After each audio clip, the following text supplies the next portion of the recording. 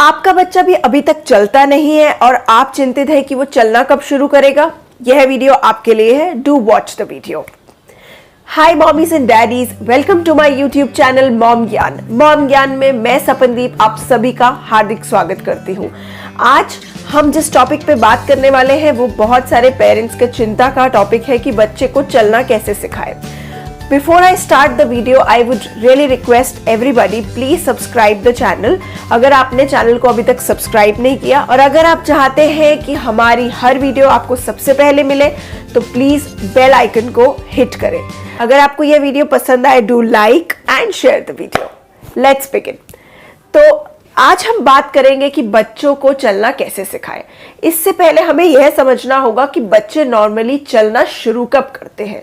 बच्चे नॉर्मली शुरू करते हैं 9 से 12 महीने के बीच में अपना पहला स्टेप रखते हैं, यानी खड़े होकर कोशिश करते हैं कि वो एक स्टेप आगे एक स्टेप पीछे कर सके। 8 महीने के बाद से बच्चा अपने आप को होल्ड करने की हिम्मत करना शुरू करता है।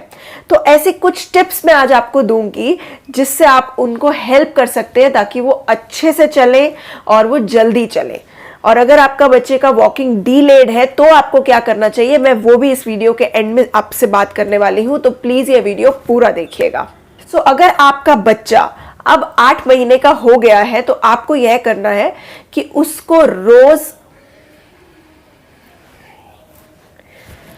बच्चे को चलाने के लिए जो सबसे इंपॉर्टेंट चीज है और जो हमारी दादी नानी सब हमें सलाह देती है, जो आंटीज हैं, आप अगर किसी भी आपसे 1 जनरेशन बड़े आंटी से बात करेंगे वो भी शायद यही बोलेंगे कि आप बच्चे के पैर की मसाज करो।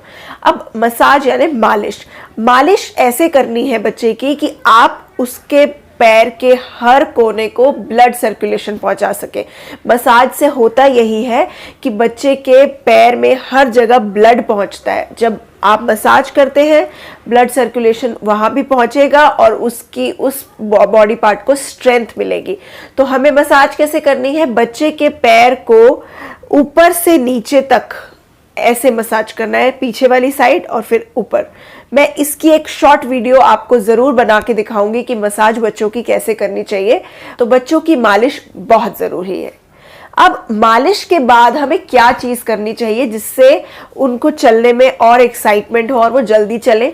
हमें करना चाहिए एक छोटा सा एक्सरसाइज कैसा कि मालिश के बाद बच्चे को आप अपने दोनों पैरों के बीच में, अपने पैरों को थोड़ा सा फैला लें, अपने दोनों पैरों के बीच में बिठा दें। बिठाने के बाद अपने दोनों हाथ बच्चे के हाथ को पकड़ने में यूज करें और उसे धीरे धीरे खड़ा करें। बच्चे को खड़ा कर कर आपको 20 सेकंड तक होल्ड देना है, यानी आप 10 काउंट करें फिर 10 काउंट करें। ऐसे जब आप 20 सेकंड तक बच्चे को होल्ड करके रखें फिर उसे बिठा दें। तो आपको करना क्या है, sit stand hold, sit stand hold. इससे ये एक्सरसाइज आपको मालिश के बाद 5 बार करनी है और दिन में कम से कम 20 बार, यानी आप 5 बार आप दिन में 5 बार ऐसे डिवाइड कर सकते हैं। तो अगर आप बच्चे को ये एक्सरसाइज देंगे तो इससे होगा ये कि उसके बेसिक सेंस पे ये बात बैठ जाएगी कि उसको लिफ्ट करने के लिए कैसा प्रेशर लगाना है, वो खड़ा कैसे हो सकता है। तो आपको उसको एफर्ट लगाने में ये हेल्प करना है। अब इस बात का जरूर ध्यान रखें कि मैंने पहले भी आपको बोला है कि बच्चा जब 8 महीने का हो जाए उसके बाद ही आप ये एक्सरसाइज करें। मालिश तो बच्चे की हम जन्म से ही करते हैं, लेकिन पैरों की जो स्पेशल मालिश है आप दिन में 3 बार करने वाले हैं वो 8 महीने के बाद शुरू करें। 8 महीने के बाद इसलिए क्योंकि उससे पहले उनके लिगामेंट्स, उनके टेंडन्स इतने स्ट्रॉन्ग नहीं होते कि आप बच्चे को खड़ा होने के लिए मजबूर करें। उस टाइम बच्चा क्रॉल करना शुरू करता है या कभी कभी सिटिंग पोजीशन सीखते हैं। तो जैसे बच्चा ग्रेजुअली ग्रो कर रहा है उसको करने दें। 8 महीने के बाद आप उसे होल्ड एंड सिट की एक्सरसाइज करा सकते हैं। इसके बाद हम थोड़ा सा रिवाइंड चलते हैं और याद करते हैं कि हमारे घरों के बैकग्राउंड में पहले बच्चों को चलने के लिए कैसे एनकरेज करते थे। तो पहले चलने के लिए एनकरेज करते थे कि बच्चे की तरफ दादा दादी या पेरेंट्स आई कांटेक्ट मेंटेन करते थे, आंखों से आंखें मिलाकर उन्हें एनकरेज करते थे क्लैप करते थे और उन्हें बुलाते थे नाम से, जैसे बच्चे का जो भी नाम है आप उसके नाम से उसको एनकरेजिंग पोजीशन में जब अपनी तरफ बुलाते हैं। ये एक टेक्निक थी कि इससे बच्चा अपने फर्स्ट स्टेप के बाद डिस्ट्रैक्ट नहीं होता था। बच्चा ये ध्यान दे कि मैं गिरूं, उससे पहले ही उसको डिस्ट्रैक्ट किया जाता था कि वो आपको देखे, अपने नाम के थ्रू वो सिर्फ आपकी तरफ ध्यान दे। ये जो टेक्निक है ये बहुत कारगर साबित होती है। अगर आप बच्चे को चलना सिखाना चाहते हैं, उसे डिस्ट्रैक्ट करते रहें। आप उसका फेवरेट टॉय बजा सकते हैं, आप क्लैप कर सकते हैं, आप कुछ एक्साइटिंग उसको दिखा सकते हैं, येलो ग्रीन ऐसे ब्राइट कलर्स में, जो देखकर बच्चा आपकी तरफ चलने की कोशिश करे। अगर वो बच्चा नीचे नहीं देखेगा तो वो ज्यादा कॉन्फिडेंस से आपकी तरफ चलेगा। 8 महीने पर हम बच्चों को जनरली एक चीज घरों में देखते हैं कि हम पेरेंट्स उन्हें वॉकर लाकर देते थे। वॉकर बच्चों के लिए एक्चुअली सही नहीं है, बल्कि बहुत रिनोन जितनी भी पीडियाट्रिशियन एसोसिएशंस हैं उनका यह मानना है कि अगर आप छोटी एज में बच्चे को वॉकर में बिठाते हैं तो ये उम्र भर के लिए उसके लेग्स में या उसके लिगामेंट्स की पुअर ग्रोथ का एक कारण बन सकता है। ये जो प्रॉब्लम्स है ये मे भी आपको 2 साल 4 साल 5 साल में ना नजर आए, पर जब बच्चा बड़ा हो जाएगा तो उसके लिगामेंट्स उतने अच्छे से डेवलप नहीं होंगे। इसका रीजन यह बताया जाता है कि जो वॉकर के जो व्हील्स है उसकी स्पीड से बच्चे के पैर अपने आप को उतनी स्पीड से नहीं चला पाते, जिसकी वजह से घसीटते जाते हैं और उन पर प्रेशर पड़ता है। वो जो प्रेशर है उस व्हील्स के साथ दौड़ने का, वो उनके लिगामेंट्स के लिए सही नहीं है। लिगामेंट ब्रेक भी हो सकता है या बच्चे की कोई ऐसी लेग इंजरी हो सकती है जिसका हर्जाना बहुत आगे भरना पड़ सकता है। तो वॉकर्स के मैं साइड में नहीं हूं। हाँ, पुश वॉकर्स जो आते हैं जो बच्चे को धक्का लगाकर चलने में एनकरेज करते हैं, मैंने अपने दोनों बच्चों को वही दिए हैं। मैंने अपने बच्चों को जो वॉकर्स दिए हैं उनके दोनों के लिंक डिस्क्रिप्शन बॉक्स में डाले हैं ताकि आप देख सकें कि मैं कौन से वॉकर्स की बात कर रही हूँ। पुश वॉकर्स, अगर आपके घर के आसपास कहीं वुडन वॉकर्स मिलते हैं जो पहले चलते थे तो मेरा 101% का रिकमेंडेशन उनको रहेगा। जो लकड़ी के वॉकर्स थे, पतले होते थे और आप हल्का हल्का उनको पुश करते थे और वो आगे जाते थे। अगर आप वॉकर्स में स्पेंड नहीं करना चाहते हैं, कि आप पुश वॉकर्स या पुश टॉयज बच्चों को नहीं देना चाहते हैं, तो भी आपके लिए एक बहुत घरेलू उपाय है मेरे पास कि हमारे घर में जो ऊंची चौकी होती है, जिसके यानी मीडियम साइज का एक स्टूल, जिसका लिंक भी मैं डिस्क्रिप्शन बॉक्स में आपके लिए डालूंगी, वो स्टूल अगर आप बच्चे को दे दें, वो जनरली बच्चे की हाइट से थोड़ा ही नीचे होता है। यानी आप देखेंगे तो बच्चे की हाइट से वो पेट पर आएगा या छाती के आसपास आएगा।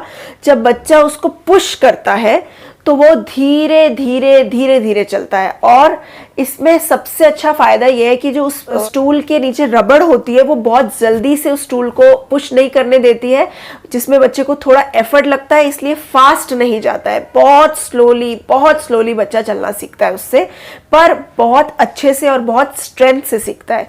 ये उनके पैरों की एक स्ट्रेंथ ट्रेनिंग भी हो जाती है। इसके बाद जैसा कि मैंने आपको बोला कि बच्चे को एनकरेज करना जरूरी है, तो एनकरेज करने के लिए 2-3 एक्सरसाइजेस हैं जो आप उन्हें करवा सकते हैं। जैसे कि आप बच्चे का हाथ अपने हाथों में लीजिए और बच्चे के पैरों को अपने पैरों पे रखवा दीजिए और धीरे धीरे बैक पोजीशन में चलिए। बैक पोजीशन में चलने से आप उन्हें मोशन सिखा रहे हैं कि वी गो 1 2 3 4, आप उन्हें ये मोशन सिखा रहे हैं। जब आप बैक चलेंगे, वो उनका फ्रंट है, इससे वो मोशन सीखते हैं और उनके लेग्स को ये समझ आता है कि हमें आगे कैसे चलना है। आप ऐसा भी कर सकते हैं कि बच्चे को जमीन पर सीधा खड़ा कर दें और उसके हाथ पकड़ के थोड़ा सा बेंड हो जाइए और उसको चलने में हेल्प करें। ये भी एक बहुत अच्छी एक्सरसाइज है।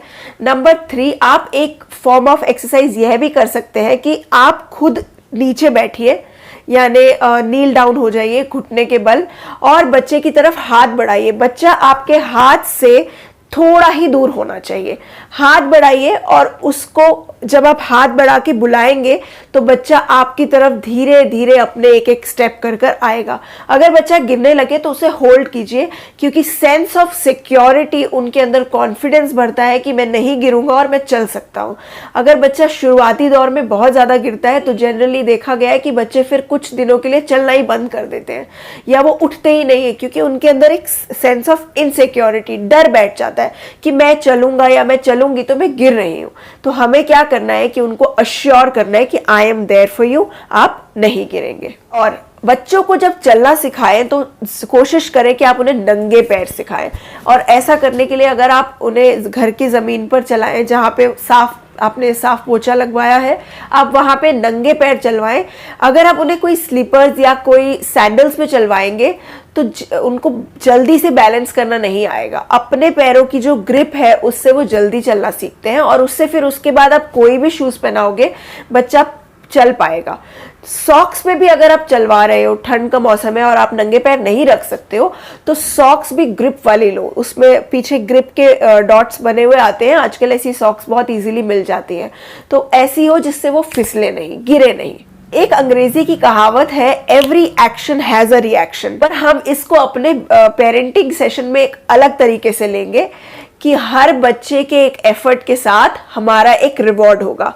बच्चे ने कुछ किया, हम उसको रिवॉर्ड करेंगे, हम उसको ब्राइब नहीं, रिवॉर्ड करेंगे। यानी हमें उसको लालच नहीं देना है, हमें उसको शाबाशी देनी है। अब शाबाशी कैसे देनी है? जब बच्चा पहले स्टेप्स आपकी तरफ बढ़ाने आ रहा है तब अपना आई कांटेक्ट उसके साथ बनाए रखे, किसी भी जरूरी काम को छोड़ दे। आपका फोन, आपका काम उतना जरूरी नहीं है। उस टाइम बच्चे का वो कॉन्फिडेंस बिल्ड होना ज्यादा जरूरी है। उस टाइम जब आप बच्चे के साथ इंटरैक्ट कर रहे हैं तो आप उसे हग करें, उसे किस करें, उसे गुड बॉय या गुड गर्ल, अच्छे वर्ड्स, शाबाशी दे, उसको पैट करें, उसको प्यार करें जब वो 3 स्टेप आपकी तरफ चल के आया है। क्योंकि इससे ये जो रिवॉर्ड है ये उनके ब्रेन को एक मैसेज देता है कि मैंने आज कुछ बहुत ग्रेट किया है और मुझे अब ये दोबारा करना है। आप इसका एक एग्जाम्पल ये ले सकते हैं कि जब बच्चे को आप कुछ शैतानी करते हुए देखते हैं और आपको हंसी आ जाती है, जैसे बच्चा अगर कुछ बहुत शैतानी भरी चीज कर रहा है और आप हंसते हो, तो आपने नोट किया होगा कि बच्चा वो रिपीट करता है, क्योंकि उसका ब्रेन नहीं समझ पा रहा है कि ये मैं गलत कर रहा हूँ। उसके लिए मैं बहुत अच्छा कर रहा हूँ, मम्मी हंस रही है, मैं बहुत फनी कुछ कर रहा हूँ, पापा हंस रहे हैं, तो वो दोबारा रिपीट करता है। तो रिपीट कराने के लिए हमें रिवॉर्ड देना है, यानी जब बच्चा ऐसा कुछ करे, wow very good, encourage them, उनको रिवॉर्ड दो। इसके बाद बात आती है उन बच्चों की जो 15 महीने से 17 महीने की बीच में है और अभी भी चल नहीं पा रहे हैं। मैं सबसे पहले रिक्वेस्ट करूंगी कि आप अपने बच्चे को एक अच्छे पीडियाट्रिशियन डॉक्टर को दिखाएं, और अगर आपके पीडियाट्रिशियन डॉक्टर कोई स्कैन के लिए बोलते हैं तो आप प्लीज वो स्कैन कराएं। हो सकता है कि बच्चे की किसी नस में या किसी में प्रॉब्लम है जो सिंपल फिजियोथेरेपी एक्सरसाइज से भी ठीक की जा सकती हो। तो प्लीज इस चीज को अब डिले मत करें। 15 to 17 मंथ्स के बाद आपको एक फिजियोथेरेपिस्ट की जरूरत होती है जो आपको गाइड करे कि आपका बच्चा किस वजह से नहीं चल पा रहा है। दूसरी बात, कई बच्चों में कैल्शियम और विटामिन D3 की कमी की वजह से भी बच्चों की लेग्स उतनी स्ट्रेंथन नहीं होती है, तो धूप में लेकर बैठे विटामिन D3 के लिए। और विटामिन D3 अगर उनकी बॉडी में बैलेंस रहेगा तो दूध से उन्हें कैल्शियम भी मिलेगा, तो उनके कैल्शियम का और विटामिन D3 का थोड़ा सा ध्यान दें। आई होप ये वीडियो आपके लिए बहुत इन्फॉर्मेटिव रहा होगा। आपको ये वीडियो अच्छा लगा हो तो please like the video, share the video, subscribe करना ना भूलें और नोटिफिकेशन के लिए बेल आइकन को हिट करें। हमें कमेंट सेक्शन में जरूर बताइएगा कि ऐसा और कौन सा टॉपिक है जिसके बारे में आप हमसे सुनना चाहते हैं, या फिर आपने कौन सी और टेक्निक्स की जिससे आपके बच्चे ने बहुत क्विकली चलना सीख लिया, क्योंकि आपके कमेंट्स और भी मदर्स को काम आ सकते हैं उनके पेरेंटिंग के लिए। Thank you.